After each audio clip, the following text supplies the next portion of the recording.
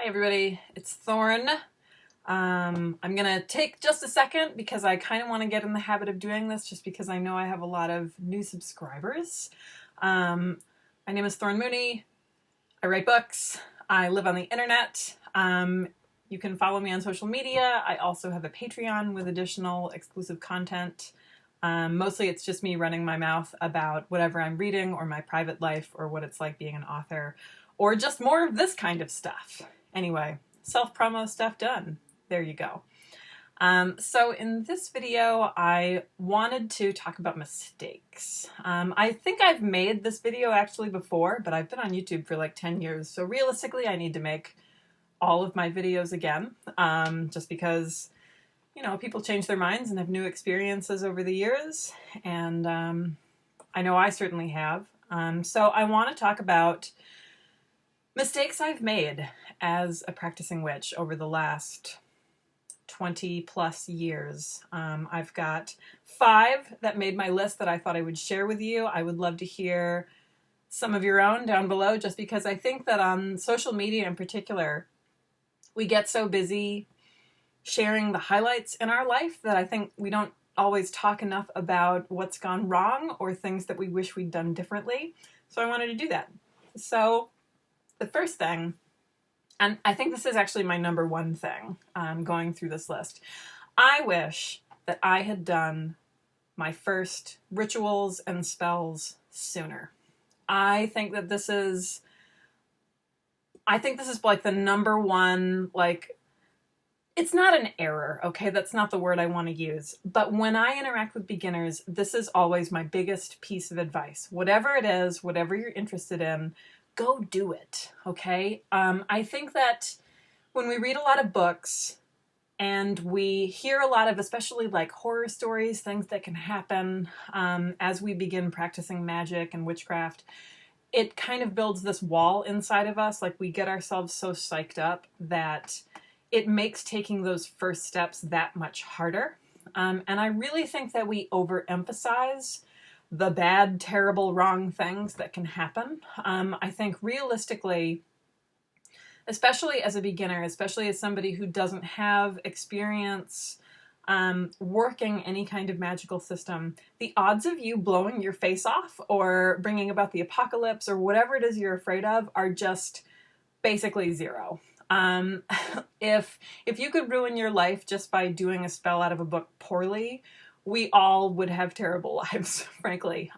It's infinitely more likely that just nothing will happen. Like, the worst thing that can happen to you when you take your first steps as a witch, when you do your first spell, when you practice your first ritual, the worst thing that can happen is nothing.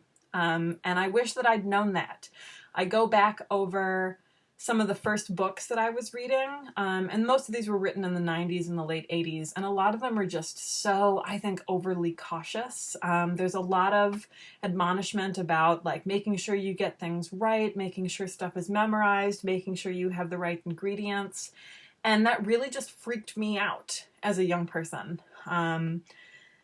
Just try things. I think that you're much better off doing the thing and screwing it up than getting yourself so worked up that you're afraid to even try. So, like, whatever it is, even if it's just something really simple like lighting a candle and praying to a deity, or trying a spell directly out of a book, word for word, whatever it is, go do it. If it's celebrating a holiday, something you've always wanted to try, go do it and then take notes about it. And if it doesn't work, which, you know, hey, it probably won't, but that's okay. And on the other hand, it might, and then you have this incredible experience right off the bat.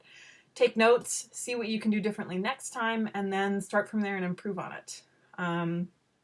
So yeah, it's number one, not doing rituals sooner. I wish I hadn't taken so long. Second thing, this is another big one. Thinking that because I'd read a whole lot of books, I was an expert. So I was a cocky wee thing. As a teenager, armed with a live journal and an AOL homepage, I used to write articles for The Witch's Voice, right? And at the time, in like 1999, 2000, 2001, it felt like a big deal to have your article like on The Witch's Voice. So I thought that just like made me the bee's knees. I'd pretty much read whatever was on the shelf at Barnes and Noble by the time I was like in my mid-20s, and I really just kind of thought that that made me hot shit.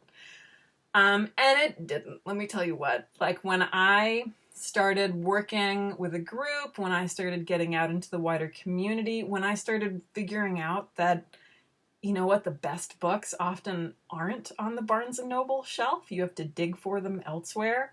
Once I began seeing how much I didn't know, my practice, my attitude, my relationships with other people really shifted. So I think that it's a mistake to assume that just because you feel like you're reading the same book over and over again, and just because you feel like you've seen it all, it's a mistake to assume expertise. I really think that expertise, I don't really think it's a thing.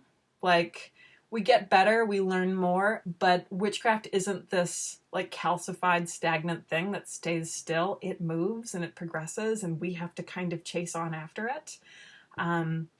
So I'm really hesitant around people who assert mastery, or insist mastery rather. I wish that I had been more modest coming up. I wish that I'd done more listening. And I wish that I had had an appreciation for everything that I didn't know. Third thing, expecting prejudice from other people, and so never taking the risk of sharing.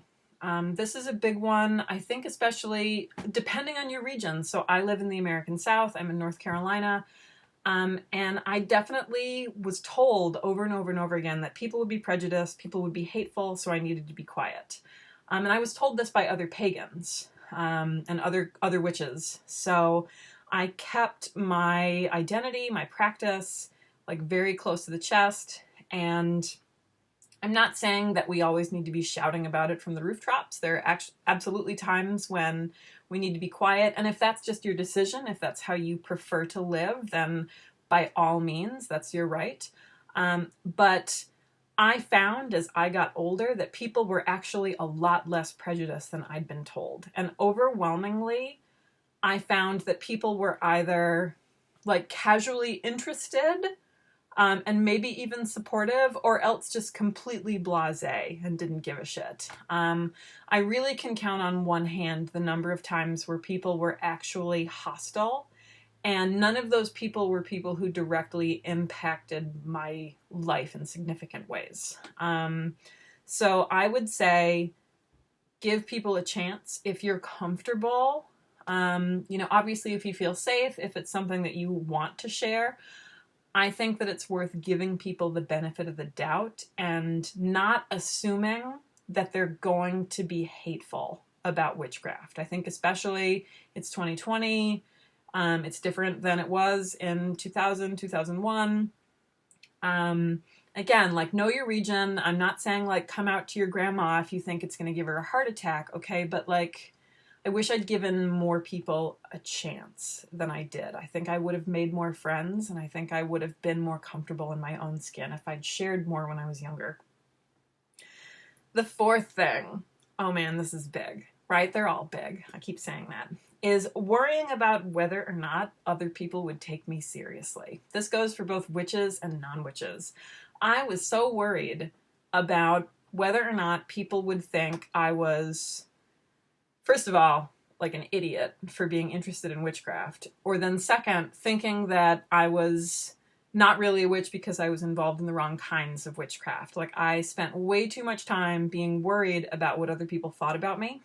And over the years, what I have learned is that there are people out there who are going to give you shit for whether it's because you're a witch at all or magical at all, any kind of pagan, whatever. Like, there are people out there who will shit on that. And there are absolutely people who will be judgmental if you're not practicing a type of witchcraft or magic that they think is authentic.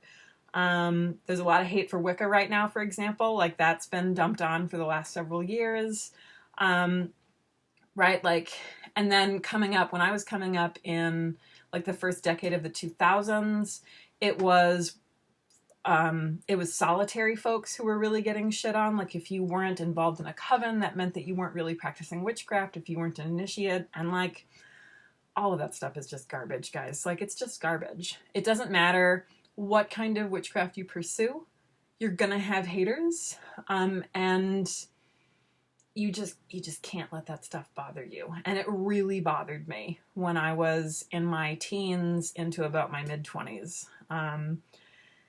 So find a way to kind of let that go. I certainly wish I had earlier. If I'd known that people were going to give me shit no matter what I did with my craft, I would have spent a lot less time worried about other people. The last thing is not being upfront about my witchcraft with partners and roommates. If you're, and again, like, you know your family, you know your situation better than I do. But I have found that when the stakes are relatively low, like when it's a first date, when you're trying to figure out whether or not somebody would be a good roommate, like when the stakes are low, you're better off telling them upfront rather than letting them find out later. I've found over the years that I've had the best relationships, whether romantic relationships or relationships like with my home life. I've moved a whole lot. I've had a lot of roommates, okay, lots of apartments and dorm situations. And it's better to let people know so that they can make their own decisions about whether or not they want to be with you. And that's true even if you think it's going to be, even if you think it might be kind of scary. One of my roommates in college was a very conservative Baptist. And I thought about not telling her, but then I realized, like, she was going to notice. Like, something was... Well, I'm wearing my Barlow Girl shirt, so maybe she wouldn't have noticed right away. This is an evangelical band, ignore it. But in my normal attire, like, she was going to notice I was a witch. So I made the decision to tell her up front, and it actually ended up being a really great situation because that boundary was in place. I knew where she stood, she knew where I stood, and we could be upfront with each other. I think this is especially important in romantic relationships. Again, like when the stakes are low. If you decide to pursue witchcraft and you've already been married to the person for a decade, then that's a different situation.